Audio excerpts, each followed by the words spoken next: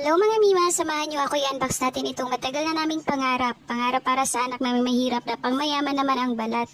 Medyo nakaluwag-luwag kasi tayo ngayon mga Mi, kaya afford na natin itong air cooler.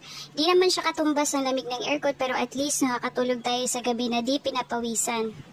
Katumbas nga lang ito ng ordinaryong electric fan ang konsumo sa kuryente. Kagandahan lang nito ay pwedeng electric fan lang at pwede ding air cooler dahil pwede itong lagyan ng tubig o yelo.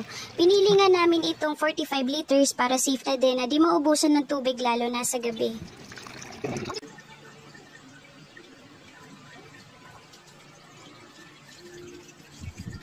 Okay na yan. Dito na tayo. Sana? Ito yung minimum eh. Dito na tayo kalahati.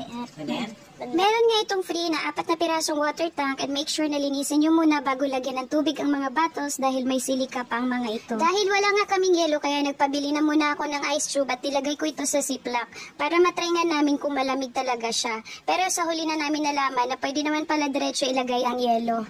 Meron na nga itong filter sa likod kung saan dito din dumadaloy ang tubig at pwede mo rin itong buksan kung gusto mo na itong linisin. Meron na nga din itong kasamang mga gulong para madali mo lang siyang ilipat dahil pag meron na itong tubig ay mabigat na siya at ang kagandahan nito meron na din siyang lock.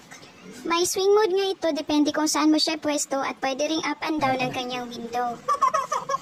Tuwang-tuwa yun no, tuwang-tuwa. Tuwang-tuwa yung pawis. Tingin ng pawis mo. Tingin ng pawis. O, isa pawis ka. Tingin mo na. Tingin mo na mami.